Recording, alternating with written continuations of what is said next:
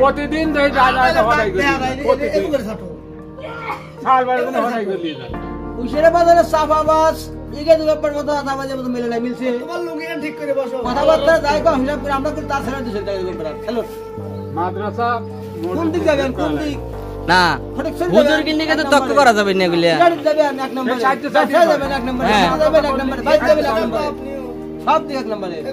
হিসাব আল্লাহ লিবে কি ও নামাজ পড়ি কই জানে এবিলি করিয়া না আমরা কইর ভাই না আমরা নামাজ পড়ে কি হবে আমরা কইর ভাই না আরে আল্লাহ জানে নামাজ পড়া লাগে না পড়ে না নামাজ পড়া এখন এটা হলো আল্লাহর ইচ্ছা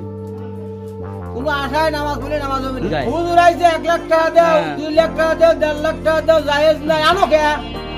এলাকায় মোল্লা নাই ভালো মোল্লা নাই শরীয়ত মোল্লা নাই নামাজ কালাম পড়া এটা কেন একটা মোল্লা দিয়ে 2000 খরচ করতে হবে দরকার বিশাল করে গেট সাজাও 80,000 90,000 টাকা দিয়ে মোল্লা দেব 1.5 লাখ টাকা এসব জালসা জায়েজ দিতে পারে না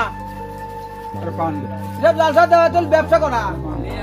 কথা কয় নাকি এখন 1,20,000 টাকা দেয় ডেকোরেটর বিল 1,20,000 টাকা ডেকোরেটর বিল মোল্লা দেয় 80,000 60,000 টাকা বস্তা দিয়ে বাজ লাইতে গুছিয়ে খায় আরে আমরা তোমরা যাই আসি কালরা যাব এক পথে লাভ করে যাবে রানা রানা দিবে বেটা রানা দিবে বড় লাভ করে যাবি এটা সব এলি একশন আছে যাই তাই করে হিসাব করতে না করে ভাই কর্ম না গলি কেউ হয় না রানা খালি করে বই দেখিবার না আর দেবে রানা